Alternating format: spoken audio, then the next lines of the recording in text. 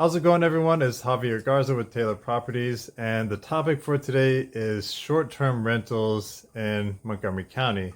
So I'm sure all you know, over the past decade or so, the popularity of short-term rentals has increased greatly, and there's also a lot of legislation that has been changed over the years regarding how these short-term rentals are regulated.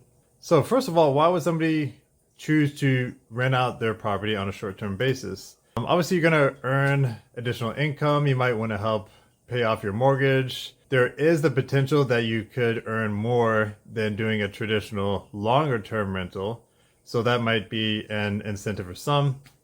And you also have the ability to have more of a flexible schedule as opposed to a longer term tenant that's just going to be in the property year round. But you also want to consider that you are going to have some higher expenses due to the frequent turnover of the guests. So you're going to need to do more cleaning and maintenance. And more importantly, not all communities, HOAs, and condo associations are going to allow you to rent your home on a short-term basis. So make sure you do your due diligence before embarking on a plan like this. Other things to consider are that the bookings from a short-term rental may not be consistent throughout the year. In fact, there probably will not be. So you want to keep that into account when it comes to budgeting.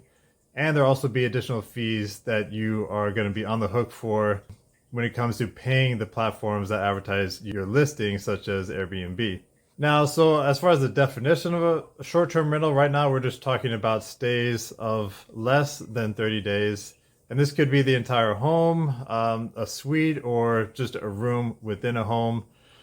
And there's typically not going to be a lease agreement in place for these sorts of stays. Now, when it comes to applying for a short-term rental in Montgomery County, it's important to note that this is not, there's a short-term rental license and then there's a rental housing license that are two separate things. Okay, so the first requirement is actually to notify your neighbors that you are going to be starting a short-term rental. And we'll talk more about this on the next slide. Second, there's an online application with a $150 fee. That's an annual fee. We need to apply for the Maryland Sales and Use Tax ID. And you will also be responsible for paying the rental transient tax. So you need to set up an account with them as well. So obviously, before you're applying, make sure you check the most up-to-date details, so you can go to the link there.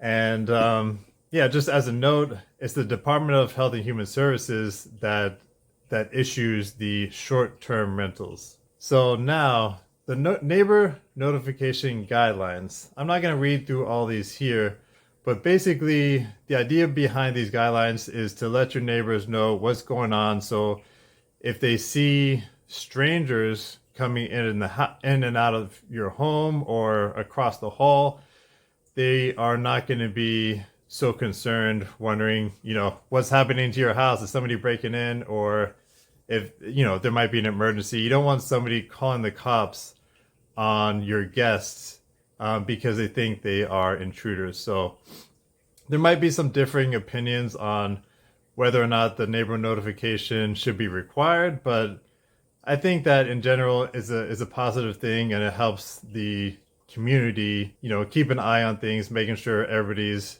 doing things that are up to code and just maintaining a better community. So there are several restrictions that you want to keep in mind when it comes to short-term rentals. It needs to be your primary residence, and in most cases that means you're living there at least 6 months out of the year. You can only use one property as a short-term rental. There's a maximum of 6 adults per stay, two adults per bedroom. And now you are able to host whether or not you are actually in the property when the guests are there. But if you are not there, then there's going to be a maximum of 120 days per year that you can have guests where you are not there in person as the host. Okay. If you are there, so for example, if you're renting out an in-law suite in a home and you're there all the time, then there's not going to be any limit on how often you can have guests over. As of right now, accessory dwelling units are not eligible for short-term rentals. I feel like this legislation around this might be changing in the future, but as of now, that's what it is. And again, make sure that you discuss with your local organizations to make sure there's no restrictions or bans on having short-term rentals. You don't want to come up with a whole plan to rent out your property and then you realize, oh wait, can't do it here. So taxes and fees, like I mentioned, there's a $150 annual fee for the license, and the room tax is going to be 7%. And now just other additional expenses to keep in mind. You're going to have additional cleaning and laundry expenses. So either you are doing this yourself, or you're gonna hire another service to do this for you. You might also be providing some complimentary items to the guests, like toiletries, coffee, tea, snacks, and again, each one of the online platforms, if you are listing your property through something like Airbnb or VRBO, they're going to have their own fees as well. So you want to make sure to take all of these numbers into account when you're coming up with your budget. So if you're thinking that short-term rentals are something that you want to consider, then first, make sure you're allowed to do them in your area. That's the most important thing. And then decide on what you're really trying to get out of this extra income. Maybe you want to just use it for covering a portion of your mortgage. Maybe you want to boost your savings and investments.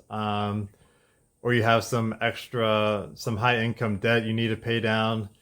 And also think about if this is going to be a year-round endeavor or if it's something that you just do seasonally or just every now and then. So I'm always here to help. If you need to understand how much you might be able to earn from short-term rentals, or you're trying to determine which property types and neighborhoods might be the best options for you, feel free to reach out. Hit me up on my email or cell phone below, and I'll see you guys next time.